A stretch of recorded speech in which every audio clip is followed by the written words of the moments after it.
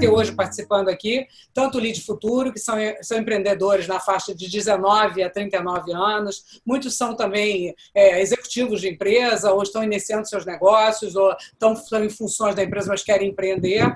Nós temos o perfil das mulheres, né, que são executivas, têm seu próprio negócio, um Lead Mulher, ou então também têm as suas próprias empresas.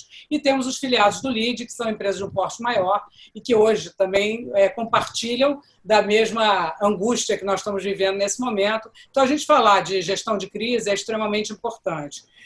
Enfim, então eu queria pedir ao Pedro, que é o head do Lead Futuro do Rio de Janeiro, para apresentar o nosso convidado de hoje.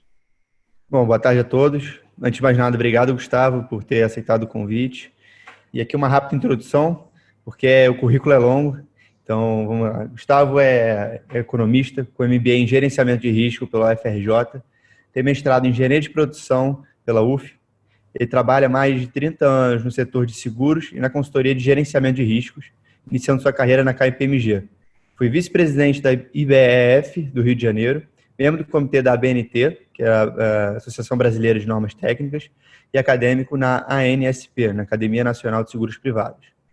Gustavo, de novo, muito obrigado por ter aceitado, por compartilhar essa informação, essa atualização, a sua visão do mundo nesse momento, que está todo mundo tão perdido. Então, ouvir uma pessoa que está antenada, que está por dentro, que já viveu várias crises, é essencial para a gente desenvolver e tomar melhores decisões, como você falou, que a gente estava conversando aqui antes, né? Então, aqui o pessoal a dinâmica vai ser que o pessoal vai mandando perguntas para a gente vai anotando, e aí no final a gente tem esses 30 minutos finais focado nas perguntas. Então, a ideia é que você apresente, depois a gente vai reunindo e aí a gente faz a parte de perguntas e respostas. Então, obrigado, Gustavo. Então, agora contigo, vamos absorver um pouquinho do seu conhecimento. Eu agradeço ao André, agradeço ao Pedro, a todo o time aí da LEAD. É um prazer enorme estar aqui falando com vocês. Eu acho até que toda crise tem oportunidades, desafios e prejuízos para algumas pessoas. Você tem riscos e oportunidades. E essa é uma delas. A LEAD, por exemplo, como fator de conhecimento, de entregar conhecimento, entregar expectativas, entregar know-how para as pessoas, até expectativas, porque ninguém tem resposta para o que vai acontecer, para falar a verdade, é algo inédito. Mas essa troca que tem de grandes empresários e executivos no mercado, através da LEAD, é muito melhor, está sendo até para mim muito mais útil do que, por exemplo, o que você observa nos jornais. Antigamente, os jornais eram fontes de opiniões e de situações que ajudavam o empresário na sua tomada de decisão. Hoje em dia não é mais, porque politizou o assunto. Você não fala da quarentena, quando a quarentena vai acabar, você não sabe a forma que ela vai acabar, se vai todo mundo para a rua ao mesmo tempo, de uma vez só, você não sabe se isso pode ter recidiva, se não pode, quais são as consequências permanentes para quem já teve a doença. Tem uma série de fatores que não estão respondidos e que não se quer responder. Eles botam os entrevistados para falar apenas uma opinião única de atacar os nossos governantes, sejam eles estaduais, seja federal ou municipal. Mas o fato é que politizou o assunto, que está servindo para bater nos erros ou pequenos erros de um ou de outro, quando, na verdade, a gente precisaria ter uma união de todos e discutir tecnicamente esse assunto. E talvez isso esteja confundindo todo mundo e deixando todo mundo muito atordoado. Essa pandemia ela tem um aspecto negativo econômico muito grande e tem o lado médico. Eu não sei qual que vocês querem abordar primeiro.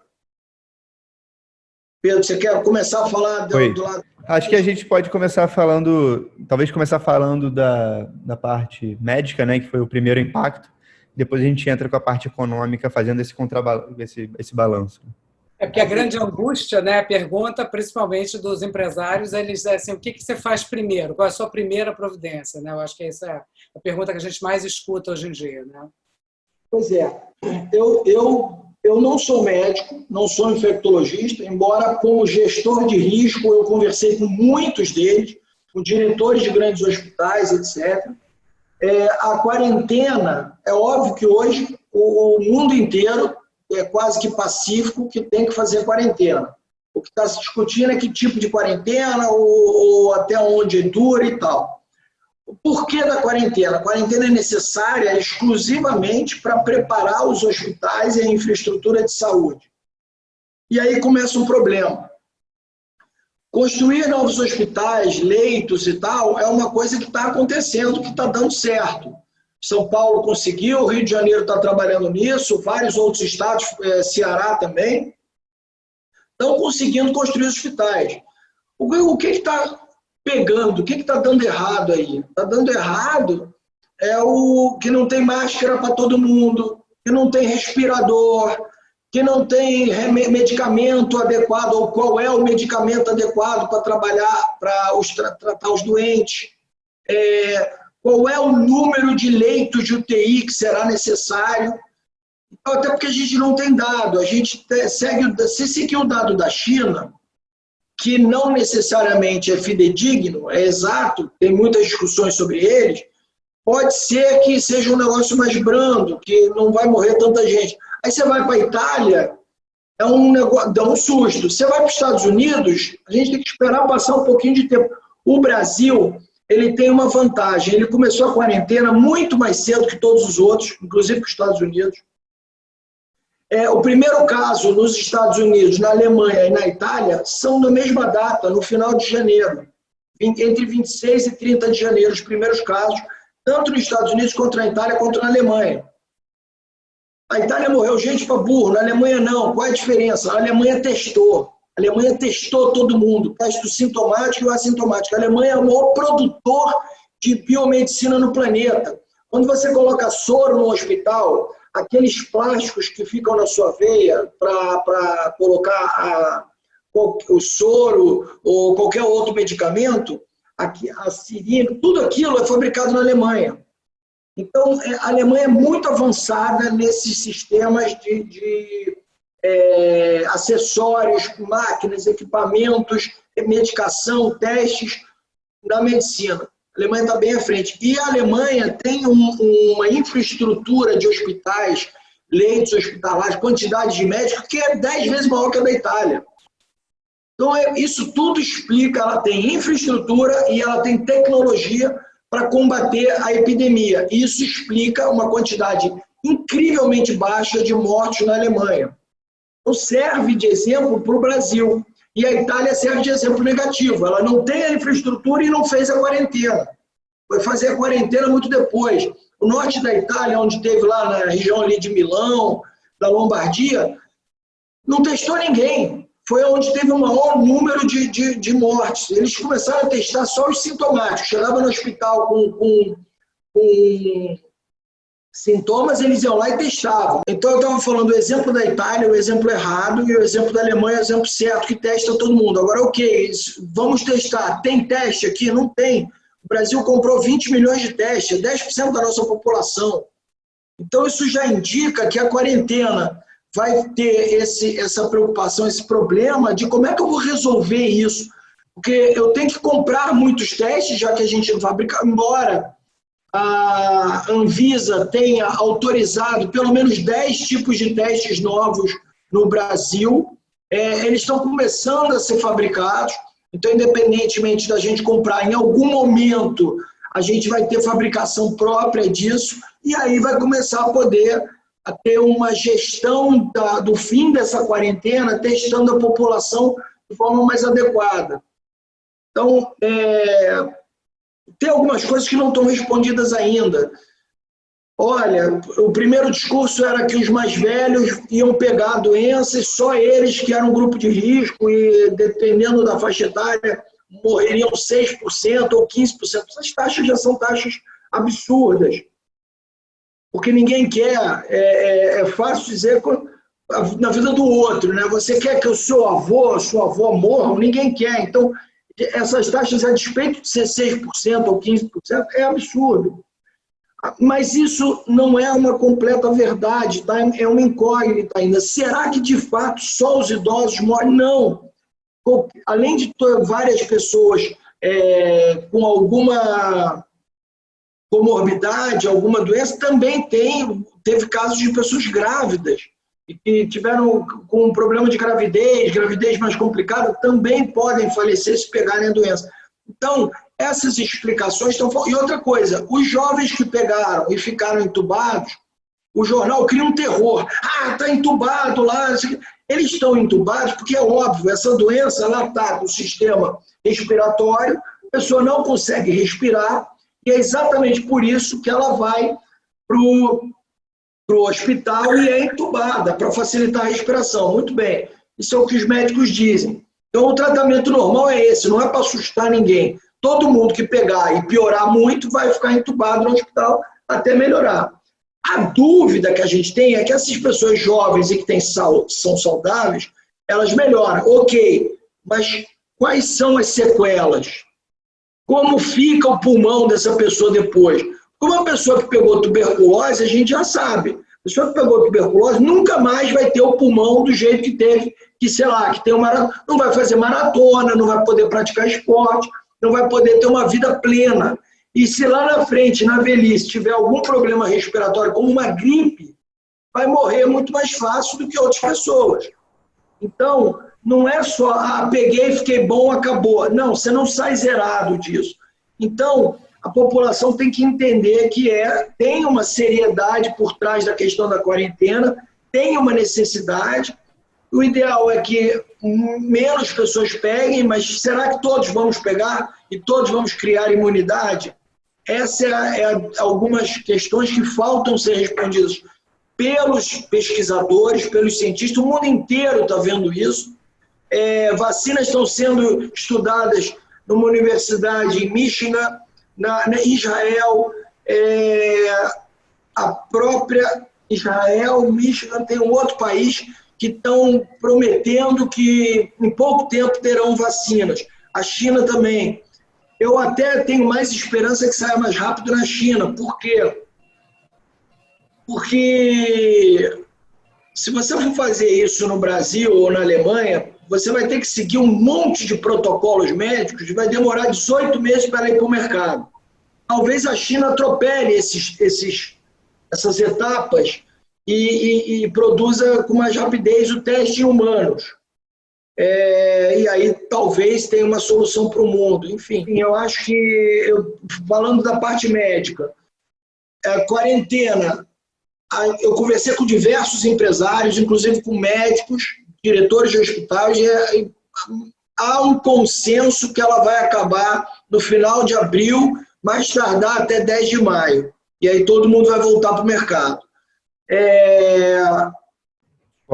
Desculpa, 10 de maio, mais tardar?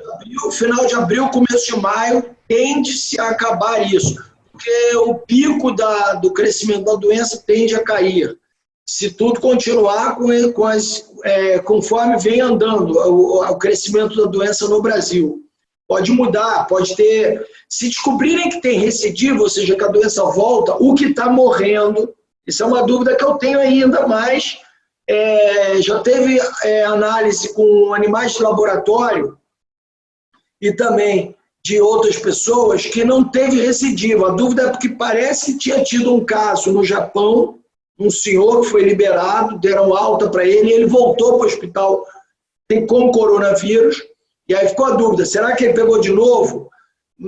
Aí há suspeitas, estão investigando, isso saiu no El País, da Espanha, estão investigando que houve um erro do médico em dar a alta, ele não estava plenamente curado.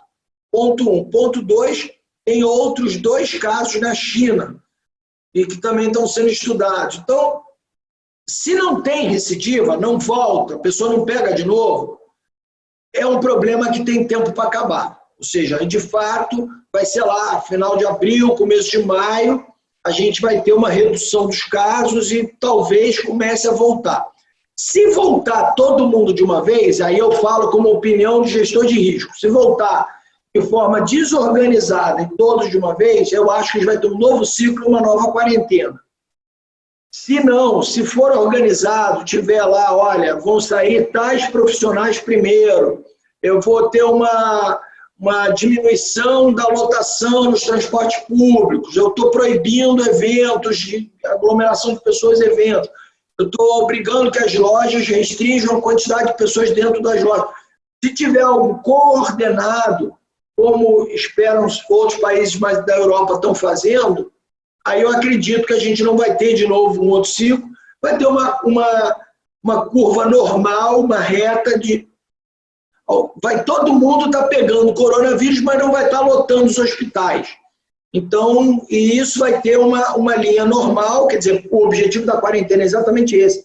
Ele não está curando a população, ele está preparando a infraestrutura hospitalar para receber os doentes, e vamos ter doentes sim até o final do ano. Até o final do ano vai ter gente se internando com coronavírus. Então, esse é o lado médico que eu acredito. Não posso dar uma opinião como médico, mas eu estou falando de opiniões, de expectativas minhas, baseadas em conversas e pesquisas. Pesquisas. O que eu posso indicar a vocês para lerem e para estudarem? O John Hopkins University tem um centro maravilhoso sobre coronavírus. Eles têm um mapa mundial, eles dizem quando começou, eles dão várias publicações de médicos preparados sobre o assunto, pesquisadores estão falando das vacinas, eles falam dos testes, etc. Lá na Alemanha, tem um outro site que eu posso depois mandar para o Pedro, ele inclui aí nos comentários, eu não tenho agora de cabeça, acho que é Robert Parker Institute, mas eu confirmo depois, que é como se fosse o Ministério da Saúde alemão, também tem muito material lá. Então, as pessoas estudando esses materiais de fontes sérias, de pessoal preparado, vai ter uma boa... Eu acho até melhor que a Organização Mundial de Saúde, que está muito politizada também. E essas fontes científicas, essas sim que estão dando uma luz de por onde andar e por onde tratar esse lado médico do risco. Tá certo? Então, Gustavo, de maneira geral, assim, você acha que o Brasil está indo relativamente bem se comparado a outros países do mundo, né? Ele agiu antes com a quarentena, está segurando relativamente bem a quarentena, mas como é que você vê essa estruturação de hospitais, da equipe técnica nesse período para a gente conseguir começar a pensar, soltar alguns profissionais, né? Você acha que isso está acontecendo? Você acha que realmente é possível a gente voltar início de maio, que de acordo com as previsões tá ok? Como é que você está vendo isso? O prazo, né? A grande dúvida é sempre essa, né? Qual o prazo, né? Qual o tempo? Olha só, vamos entender a doença. A doença tem um ciclo de incubação de, no máximo, 15 dias. A frequência maior da doença aparecer nas pessoas é de 6 dias. Em 6 dias, uma pessoa que pegou o vírus, ela já vai ter sintomas. Mas, no cenário, no desvio padrão, o mais longe possível é 15 dias. Certo? Então, vamos imaginar, a gente começou a quarentena 15 de março. Colocamos todo mundo em casa, ou restringiu bastante, não está todo mundo em casa, mas muita gente está, as lojas fecharam, não tem eventos, não tem parques abertos, a praia, ninguém pode ir para a praia, e por aí vai. Então, as pessoas, em teoria, estão em quarentena desde 15 de março. Até 1º de abril, quem tinha que pegar, em teoria, se ninguém teve contato com mais ninguém, quem tinha que pegar, pegou. Né? Só que isso não está sendo verdade. Tem muitas outras pessoas continuando a pegar todos os dias. A gente só fica acompanhando, embora a curva esteja diminuindo. Então, se a quarentena fosse perfeita, o mundo perfeito, ninguém mais pega, 15 dias seria o tempo ideal, mas não está sendo. Número 1. Okay? Todo mundo podia voltar para a rua, quem pegou, pegou, não passa mais, e quem não pegou, não pegou, todo mundo podia ir para a rua em 15 dias. O que não está acontecendo? Na verdade, a quarentena não é perfeita. Várias pessoas vão à rua, vão ao banco, vão ao supermercado, compram delivery de comida. Então, o vírus está transitando até dentro da casa das pessoas, de um parente passar para outro. Então, essa quarentena não pode ser só de 15 dias. Então, precisamos de um prazo maior. Então, já está se falando, esticou-se até 20 de abril em São Paulo. Rio de Janeiro deve seguir. Então, o que acontece? Estão dando mais de 15 dias. E eu acho que vão medindo por aí. Neste prazo, em paralelo, está se construindo os hospitais, está se preparando, porque acredita-se que muita gente vai pegar. Muito bem.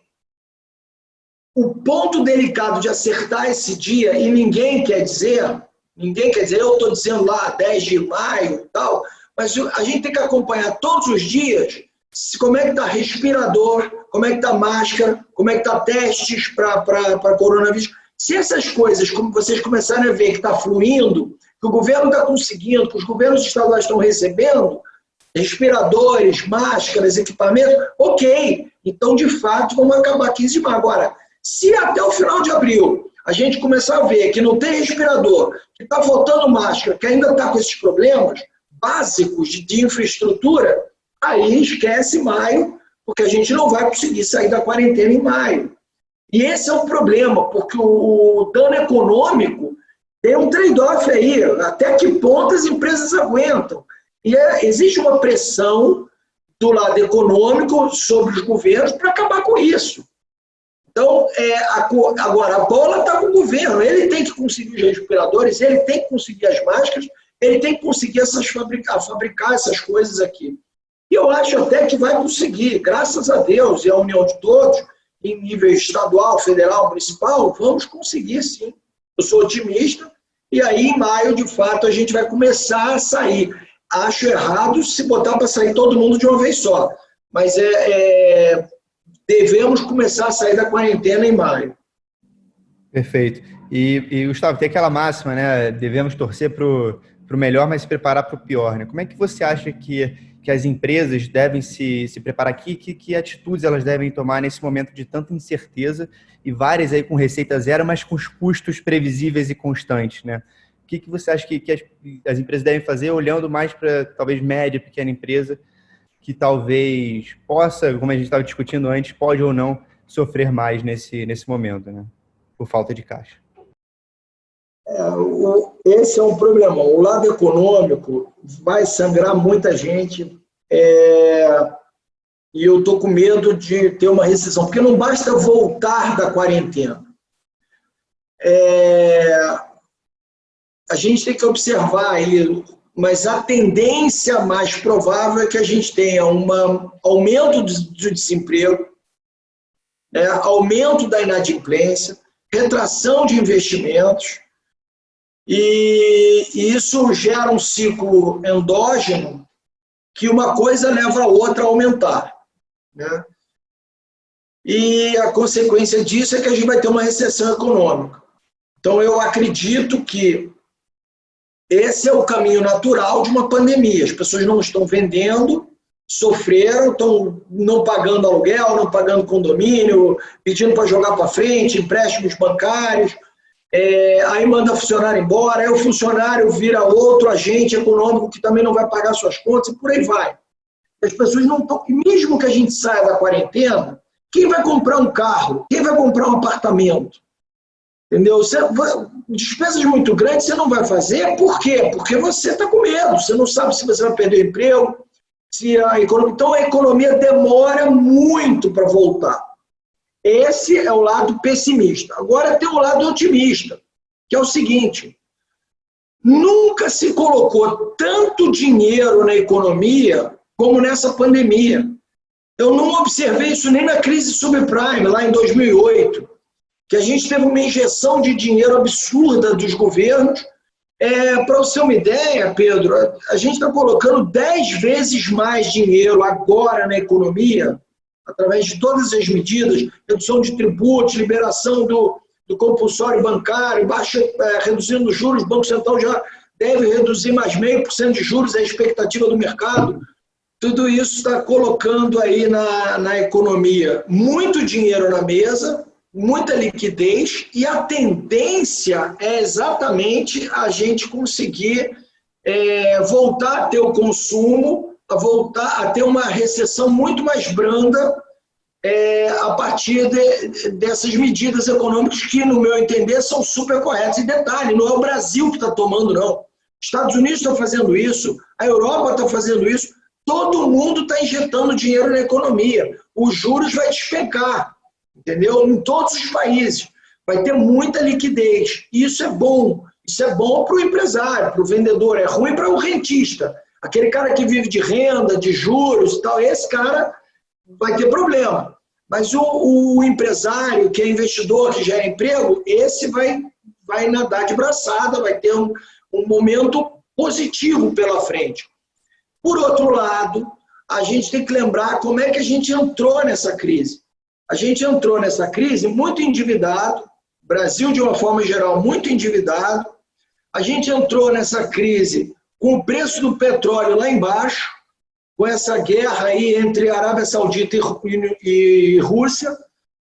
E isso tudo também impacta na economia, né? Para alguns mercados será positivo, para outros não. Então, tudo isso também influencia. Infelizmente, não tem uma única variável. Eu coloquei liquidez na economia, tendência a aumentar o consumo, vamos acabar com a recessão. Ou não tem outra situação. Se não tivesse outra variável, outra situação, beleza, isso ia dar certo. Mas não é assim. Tem o fator do petróleo, tem o fator do endividamento. Então, são coisas. Será que o banco vai fornecer mais dinheiro para aquelas empresas que já estão endividadas? Acho que não. Então, tem uma série de fatores aí que tem que ser considerados, mas, ainda assim, colocando numa balança, a recessão, que tenderia a ser severa e muito grave, não deverá ser tão grave assim, graças a todas essas medidas anticíclicas tomadas pelos governos. Então, esse é o lado macro, né? Agora, do lado microeconômico, se eu sou empresário, tem lá a campanha não demita e tal. Se você puder não demitir, ok, mas tem muitos casos, comércio, por exemplo, o que o cara vai fazer? Não pode abrir a loja. E mesmo quando voltar a abrir a loja, ele não vai ter facilidade de venda, vai ter que ver se a venda volta. Então, tem esse lado negativo, sim, de que os empresários vão estar olhando para si próprios. E como toda crise, tem as oportunidades. Você consegue reduzir custos que são desnecessários. Por exemplo, viagens. Será que teremos tantas viagens? A gente pode fazer essas reuniões com esses aplicativos hoje em dia, com o Zoom, com o Google Hangouts, com uma série de outras coisas. Talvez não precisa tantas viagens. A produtividade das pessoas vai ser diferente. As pessoas vão se adaptar a trabalhar de forma diferente. As empresas foram obrigadas a se digitalizar. Hoje todo mundo é digital. Eu tenho 51 anos, nunca usei o Zoom, nunca usei o Google Hangouts. Estou aprendendo a usar nessas semanas e estou me reinventando aqui para trabalhar. Então, existem coisas positivas também e existem as coisas negativas. Eu acho que as coisas negativas, elas tendem a se equilibrar ao longo do tempo. Quer dizer, eu mandei embora o funcionário, mas daqui a 3 meses, 4 meses, pode ser que eu contrate de novo, entendeu? Dependendo da economia voltando. E aí volta ao lado macro, quer dizer, injetei dinheiro na economia. Se no ano que vem, até o ano que vem, o governo conseguir fazer as reformas tributárias, administrativas, outras reformas que estão na pauta e que a tendência é acabar sendo feita de alguma forma, essa recessão fica mais branda ainda.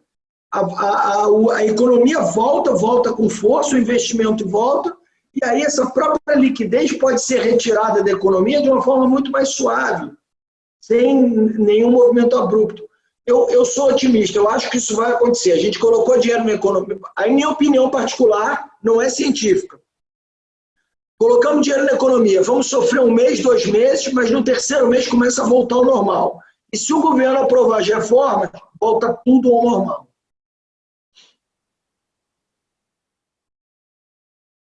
Mas você acredita que as relações de consumo vão mudar, né? Quer dizer, o que eu tenho lido muito é que, principalmente, a relação do emprego, né? Os gestores também estão mudando. Há um temor de que as pessoas passam a achar que não precisavam de equipes tão grandes, de que a produtividade ela acaba sendo modificada com esse novo momento, né? As pessoas foram obrigadas a se reinventar, então a produzir mais de uma forma mesmo que remota, e também as relações com o consumo, né? Quer dizer, como é que você vê esse mundo do consumo, né? Quer dizer, todo mundo vai mudar a partir desse momento, né? Acho que as pessoas estão repensando as suas próprias vidas. E como é que as empresas se preparam para isso? Poxa, excelente pergunta. Eu acho André, o crescimento da compra via internet, marketplace ou diretamente dos lojistas, vinha crescendo. Tem uns relatórios, eu esqueci o nome de uma pesquisa muito importante, que vem mostrando crescimento ao longo do tempo. Agora vai crescer muito mais. Quer dizer, as pessoas estão sendo forçadas a aprender a fazer supermercado via aplicativo, por exemplo. A usar o WhatsApp para falar com o lojista para entregar na casa dele. O iFood deve estar bombando, nunca cresceu tanto. Então, as pessoas estão sendo forçadas a usar mais aplicativos e mais meios digitais para viver. Isso eu acho que ajudou bastante. É óbvio que tem toda temporal, toda tristeza e todo choro, tem o que chora e tem o que vende lenço. Então, alguém está se beneficiando nessa crise, é óbvio. Acho que as empresas mais digitais e que trabalham em plataformas digitais para vender vão se sobressair, vão aproveitar, porque foi forçado, o Brasil foi forçado de um país analógico a se tornar um país digital, um país mais conectado. E isso é um lado positivo, é um amadurecimento, sim. Acho que o consumo tende a crescer. Por outro lado, embora isso vá crescer muito, ele tem um limite, como acontece nos Estados Unidos, como acontece na Europa.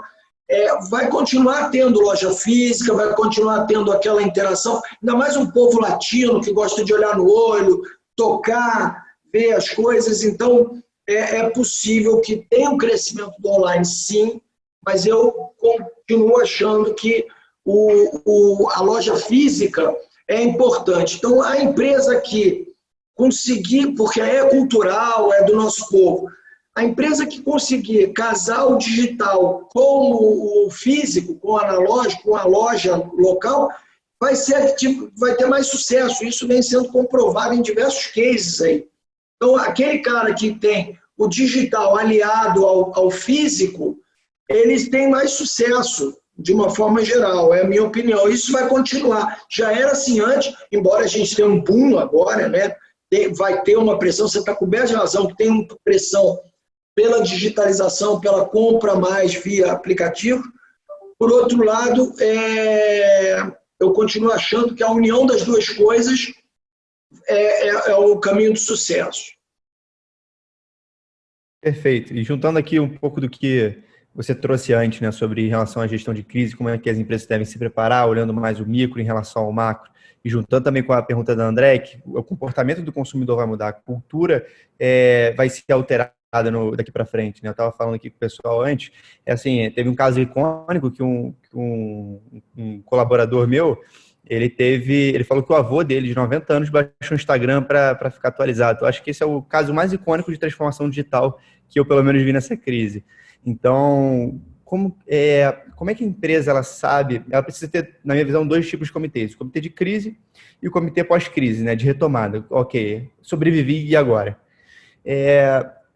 Para uma empresa menor, né, que muitas vezes esse comitê de crise é formado pelo empreendedor, só pelo empresário e alguns outros colaboradores, alguns outros funcionários, e não tem um espaço para ter uma pessoa pensando só na retomada e outra pessoa pensando só na crise. Como é que você acha que essa empresa deve lidar? Ou seja, ainda está no momento dela ficar fixando na crise, ou já está um momento interessante, já está uma fase da crise interessante para começar a olhar para o futuro? Como é que você vê isso, né, esse balanço entre focar agora na crise para sobreviver e, ok, sobrevivi, agora eu preciso realmente começar a voltar a faturar e começar com meus negócios, né, com esse novo comportamento do consumidor? Pedro, eu acho que as pessoas quebram por causa do caixa. A empresa pode ter um problema econômico, a empresa pode ter um problema de mercado, até um problema estratégico, que ela pode rever mais à frente. Mas o que quebra uma empresa é caixa. Ela não pode abrir mão do caixa. Então, o foco que nem a história do olho no peixe, o outro no gato. Tem que ter um olho no caixa e esse fica parado no caixa. O caixa não pode...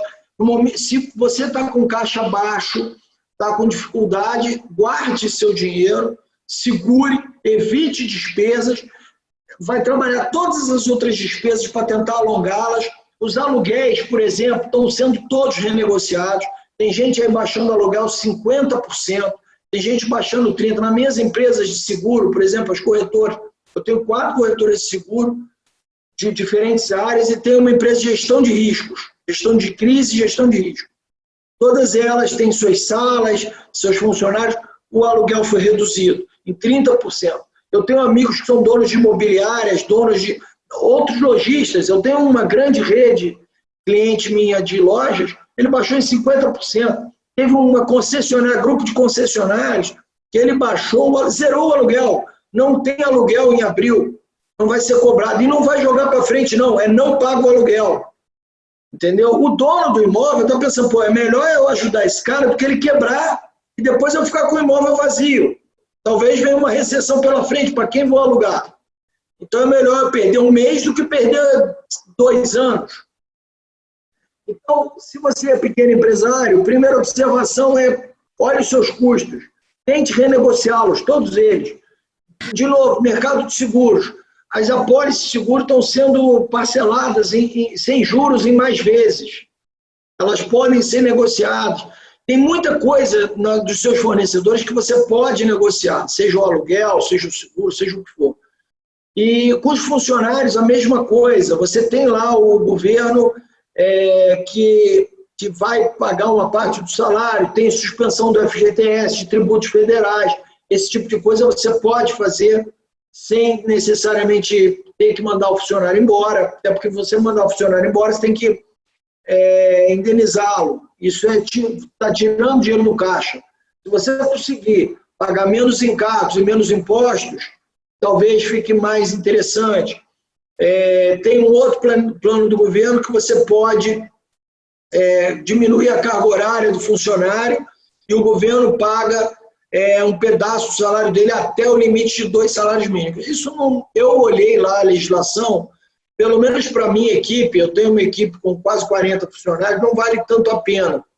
Os funcionários com salários acima de 12 ou 15 mil reais é que vão receber 2 salários mínimos. E o funcionário de salário menor é que recebe 40% do salário mínimo. Quer dizer, é muito pouco para você negociar e outra coisa, seu funcionário também fica muito chateado se chegar para ele e falar, olha, vou diminuir o teu salário. Ele está apertado também, está com os problemas dele para pagar, as despesas, preocupações.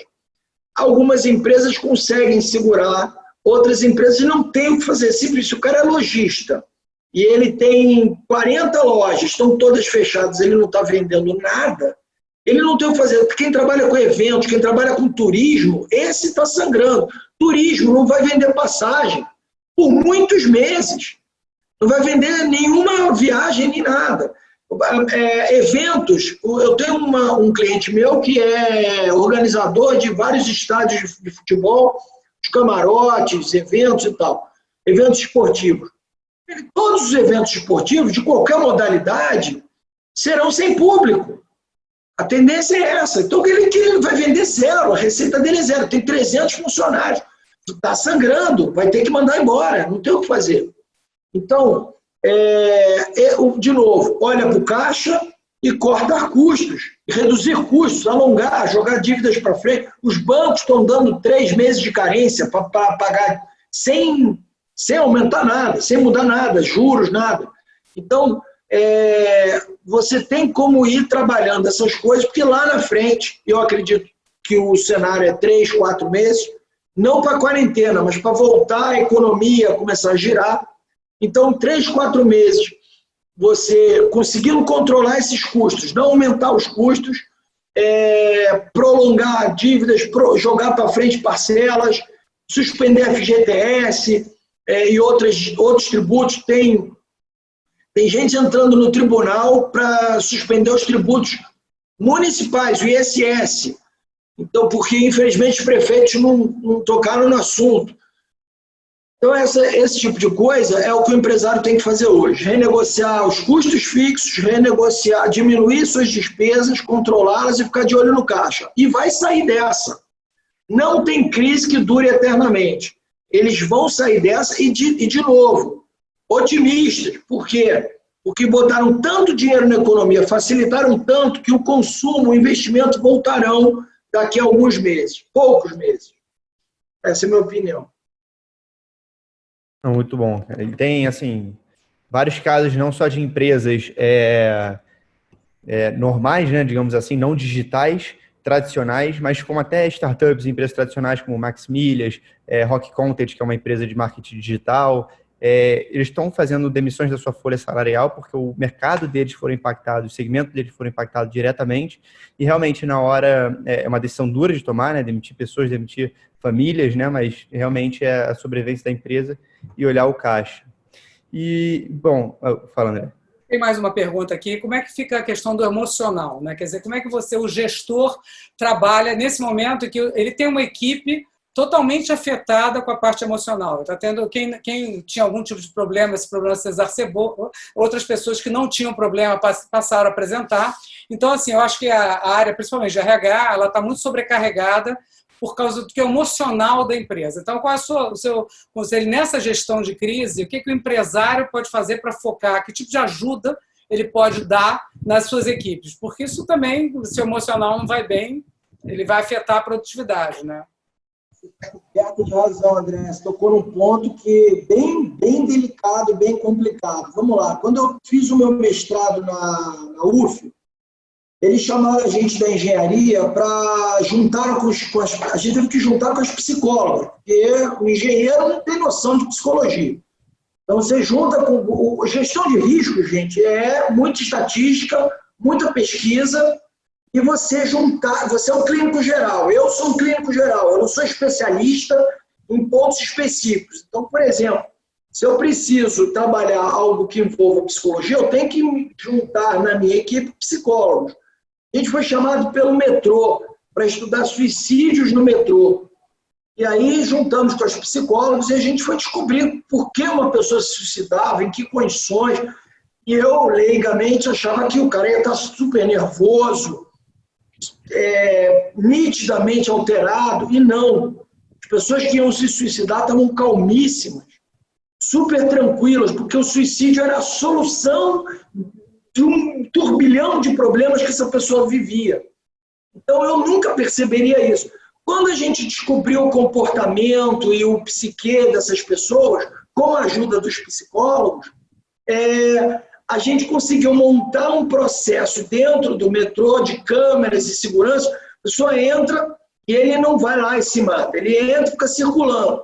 Passa o metrô para um lado, passa para outra direção. O cara não entrou em nenhum nem outro. O segurança chega junto dele.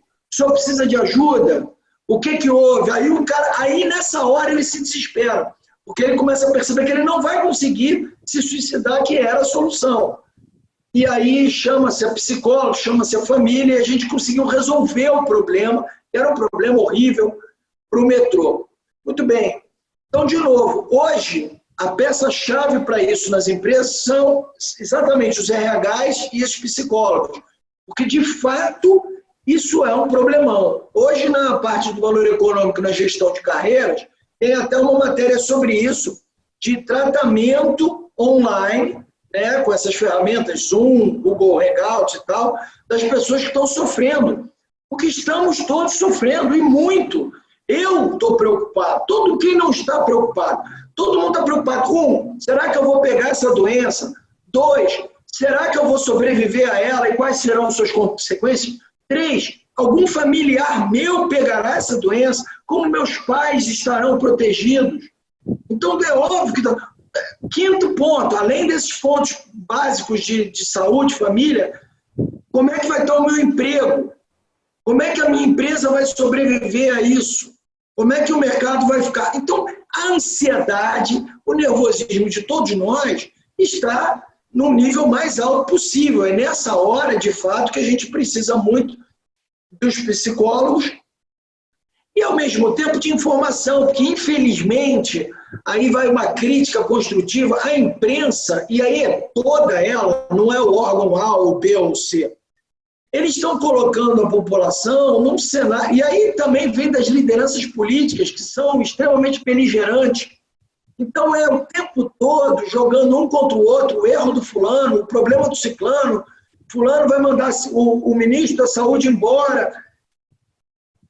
Gente, era o momento de acalmar e todo mundo discutir tecnicamente o assunto, como vamos sair do problema, quais são as medidas econômicas para salvar as empresas, quais são as medidas econômicas para salvar o emprego.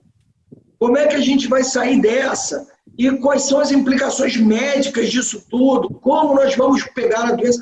Como seremos tratados? Quais são as complicações sendo tratadas? Mas não, infelizmente, é discussão política o tempo todo, o uso político dessa pandemia, e não é só no Brasil. Infelizmente, não é só no Brasil. Nos Estados Unidos tem a mesma coisa. Então, o que eu queria concluir respondendo cabe, por exemplo, a Lídia é uma boa ferramenta, porque a informação, criando expectativas, olha, vai acontecer isso, vamos sair em tal data, vai acontecer uma pequena reclamação, mas depois vai voltar. Você criando expectativa nas pessoas, acho que dá uma calma, dá uma tranquilidade maior para as pessoas saírem dessa, se prepararem para isso. Agora, quando você não tem respostas e só tem problemas na mesa e um movimento beligerante de todo mundo brigando com todo mundo, isso cria um problema psicológico nas pessoas absurdo, você está coberta de razão. Qual seria a sua recomendação, então, hoje para uma empresa? Que ela buscasse ajuda profissional para suas equipes, oferecesse isso. Então, tentasse detectar, estar mais próximo do funcionário. Isso quer dizer, cada gestor, cada gerência de uma área, então teria que estar percebendo o dia a dia do seu funcionário e tentando dar uma ajuda enquanto está nesse afastamento, né, para que ele possa estar preparado para retornar. Isso que você quis dizer. Você está coberta de razão, é exatamente isso, sim, e ainda dou outros exemplos. Por exemplo, uma das minhas empresas lá é de benefício, da área de benefício. Antes da quarentena, quando começou, não tinha nenhum surto aqui, não tinha nada, a gente já começou a mandar para todos os RHs informes sobre o coronavírus, como é que é feito o tratamento, quais são os hospitais da sua operadora de saúde que estão fazendo aquilo ali, qual é a melhor referência médica próxima à sua casa sobre esse assunto. Enfim, dando subsídios para as pessoas ficarem tranquilas.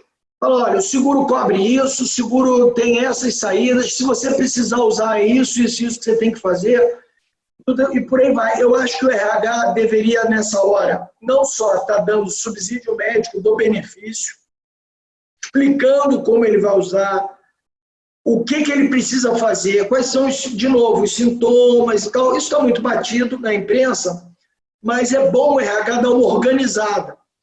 Eu tenho uma empresa, por exemplo, que é minha cliente, uma construtora, a obra não parou.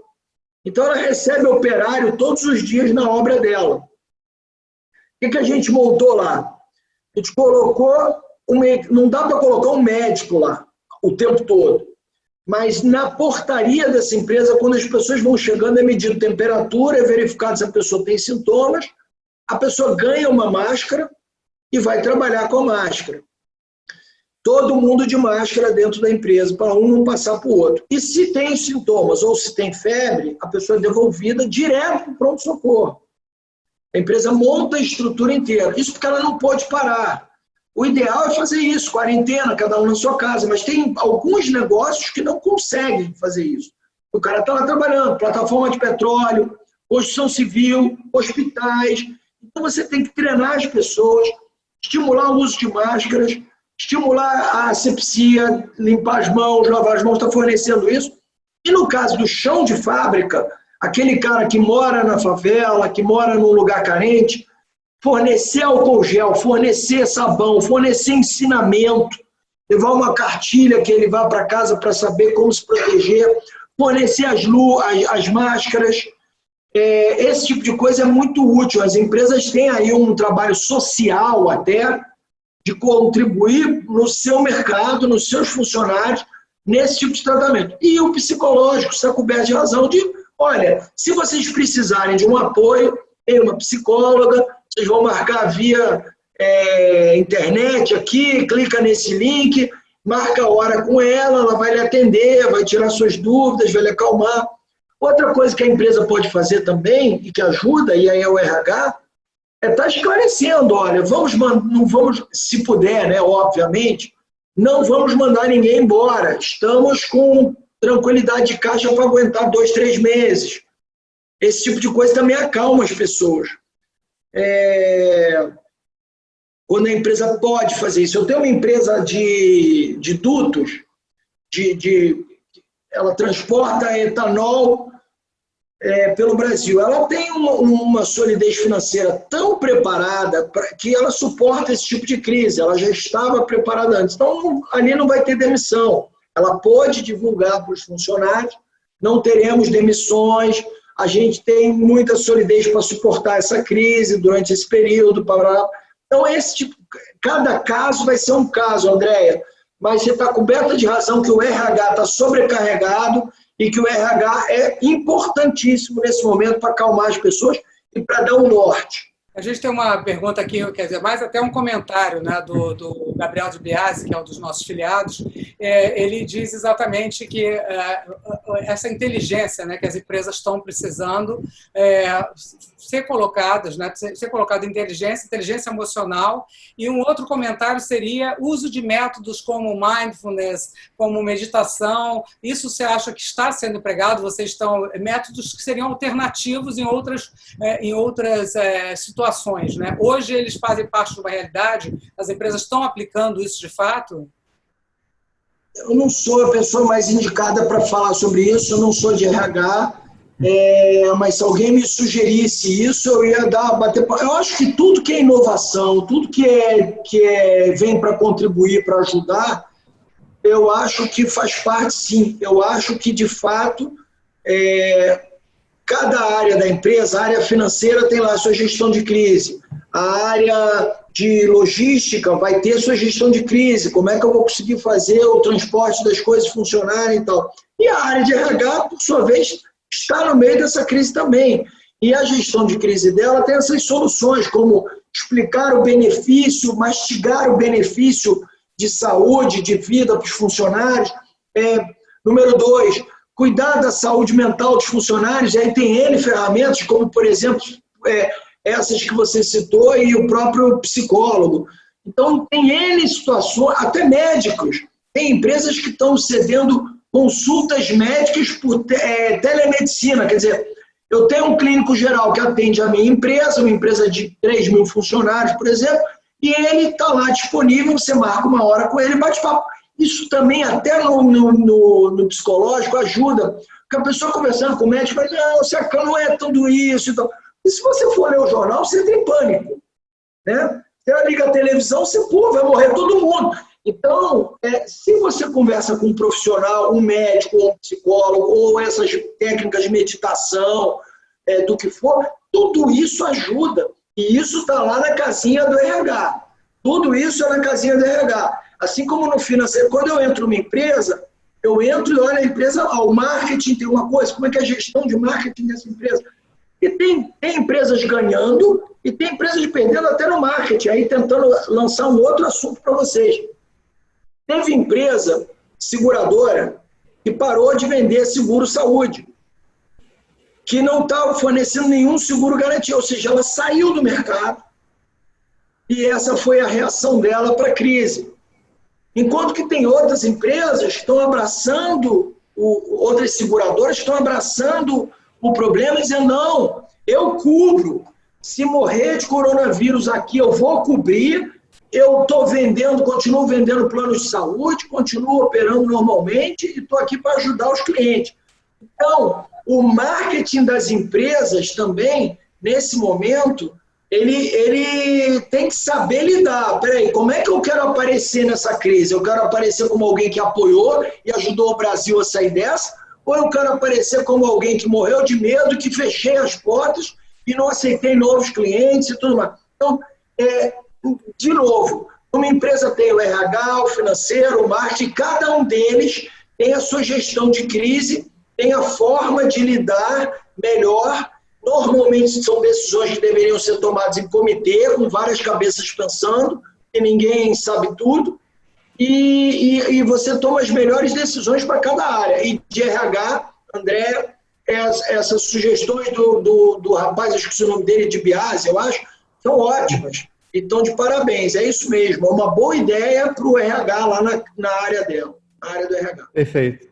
Toda crise é uma oportunidade, né? Assim, esse é um momento muito forte para as empresas fortalecerem suas marcas e se posicionarem ajudando, né, a sociedade, ajudando o próprio ecossistema dela, pagando os fornecedores que têm mais sensibilidade da crise, mantendo os colaboradores. Então, é uma oportunidade gigante de marketing. E até dentro das empresas, fazer aqui então, um marketing pessoal aqui, tem se usado muito a Top2, que é uma empresa que eu sou sócio, porque a gente faz mentoria online. Então, assim, poder trocar com um profissional, né? Estou aqui em casa, eu nunca vivi em casa, nunca fiz home office, preciso saber alguém como o Gustavo para falar sobre gestão de risco, ou alguém que já fez home office para me ensinar. Então, essa ajuda, né? Usar as ferramentas a seu favor, essa digitalização, transformação digital forçada é o remédio amargo, mas que com certeza as empresas que estão saindo vão sair muito mais fortes.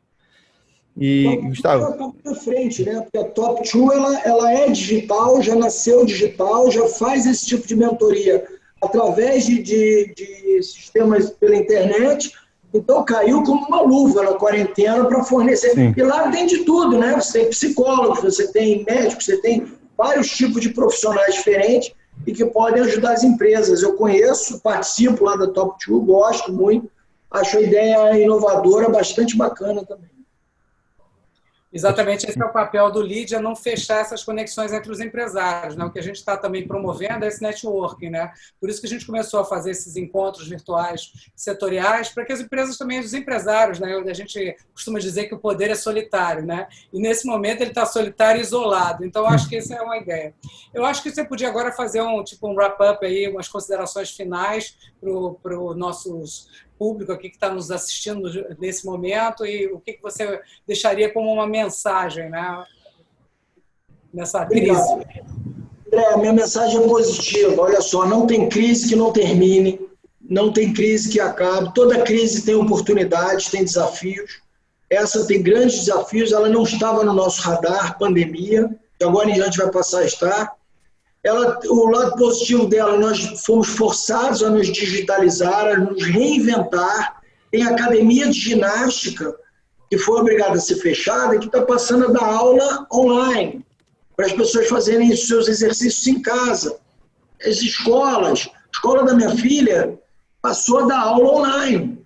Então, com a ferramenta da Microsoft Teams. Então, existem ferramentas e soluções que não são caras e que são viáveis para todo mundo, e que não são tão complicadas de serem usadas. Então, eu acho que está todo mundo se reinventando, esse é o lado positivo.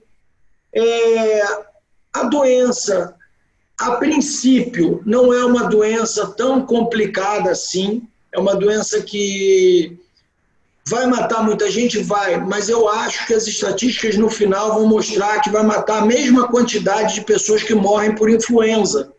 Na Europa, a gente está com 50 mil, aproximadamente, pessoas que morreram pelo coronavírus. Lá na Europa, 70 e poucas, eu não lembro de cabeça, mas 70 e poucas mil pessoas morrem por ano de influenza. Então vai ser similar ao que acontece com a influenza já. Então tem que tirar um pouco do pânico das pessoas. As soluções são, de fato, a quarentena para equipar os hospitais e evitar o pico, né? Uma destruição completa do seu sistema, porque não tem leite para todo mundo, como aconteceu na Itália. Então, a quarentena é para a gente não sofrer os problemas que a Itália sofreu. A quarentena tende, de novo, a acabar como uma versão otimista minha no final de abril, começo de maio. Estou falando aí os primeiros 10, 15 dias de maio, até metade de maio, eu acho que no máximo a gente vai viver essa situação. A tendência depois é ela ir se normalizando. E serviu para a gente se digitalizar na marra, serviu para a gente aprender, se reinventar, as empresas a se reinventarem.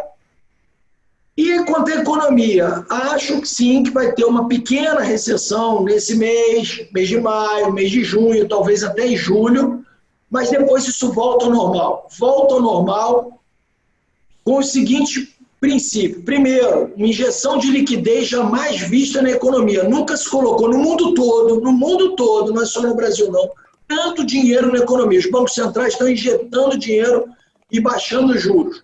Isso é bom para quem vende qualquer serviço ou produto.